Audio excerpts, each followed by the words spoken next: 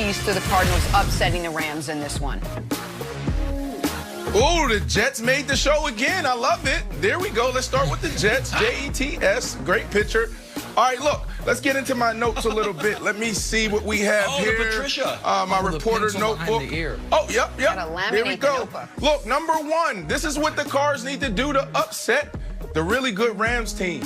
Number one, Kyler has to take off at least 7 times. Why? Because when he does, they're 6-1. When he doesn't, they're 0-4. It's as simple as that. Last week, because of his shoulder, they were trying to protect him. He was trying to protect himself. He didn't take off, and he lost the game. The week before that, took off 5 times. They lost the game. He needs to take off if his shoulder is healthy, because the pressure it puts on the defense, the defensive coordinators, it's almost indefensible. So let this. You got to force Goff into 2 turnovers. This dude is a turnover machine since 2018. Nobody has turned the ball over more. This year, there's only one quarterback that's thrown more interceptions. Can you guess who it is? It's Carson Wentz. Listen, if Buda Baker, Patrick Peterson get a little bit more work on the jug machines, okay? Because the ball is coming. If you do that, you could win. And the third thing, let me look at my notebook, is you got to hold the Rams to under 115 yards rushing. Why? Because they're really good at it. And that is their secret sauce. And over the last 15 years, there's only been 1 year in the Rams organization that they had a better year rushing. If they run the ball well, they might find themselves back in the Super Bowl. So look, stop them from running the ball, and you'll have a chance. And then the last point, Nick, DeAndre Hopkins, Nuke, your boy. Everybody loves this guy. It's going to come down to him in this matchup against the best corner in the NFL. Ramsey, he is locked down. Haven't seen anything like this since like Darrelle Revis mixed with a little Champ Bailey in him. Hopkins need to have 7 receptions, 120 yards, and a TD. Some people are looking at me saying, Brandon, how can he do this versus a guy who is locked down? I don't know, but he has to figure it out, because the Rams defense is going to stop the run, okay? And Nuke, it's going to come down to him. He has to have his best year. They need to be best game. He has to be efficient. Those are the 4 keys, Nick. What do you think? All right, so I want to focus. I think those are great. I want to focus on key 2, because I think the Cardinals, they have one clear through line to upsetting the Rams, and that's Goff screwing it up. Because here's where we're at with the Cardinals, then I'll talk about Goff. To steal a line from Wild's good friend Bill Simmons, the Arizona Cardinals, are we sure they're actually good? The last month, they have won precisely 1 time. And we all remember that game. It was the Hail Mary game. They are the play of the season away from not having won in a month since that upset overtime victory over Seattle, when all of a sudden they were looked at as kind of the flavor of the month in the NFC West. Cliff Kingsbury, I thought, just had whatever a coaching tour de force is, he had the opposite of that against Bill Belichick this past weekend, losing a game they had no business losing. Cam threw for 80 yards and 2 picks, and they lost. And so I'm seriously concerned about the Cardinals, a Cardinals team that, if they lose this game, is going to find themselves fighting to stay in the playoffs. Because the Vikings are sitting there at 5-6, but actually they're 6-6 because they play the Jags this weekend. So we know the Vikings are getting to 6-6, and the Cardinals could go from, what were they, 5-2 all the way to 6-6. So I think the one way they get it done, Wilds, is Goff, who has 6 turnovers in the last 2 games. And at this point, McVay seems to be at his breaking point, continues that trend. Whether it's Buda Baker, whether it's Isaiah Simmons, the pass rush, however you can get to Goff and unsettle him. Because if the turnover battle is even, I think the Rams roll.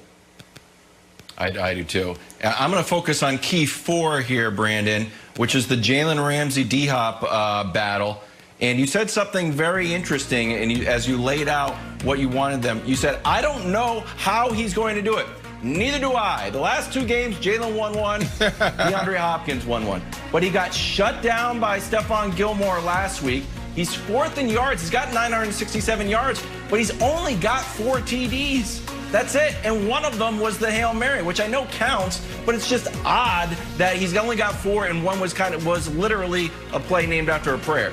So Brandon, I don't know I know that I would like you to expound a little bit more on how you think D-Hop can get around Jalen Ramsey. We know he's got a little bit of a this is a medical term that he said, a hip thing. So maybe that's something he can exploit. But if you had to choose where the balance of the scale is on Jalen Ramsey and D-Hop, which way do you go?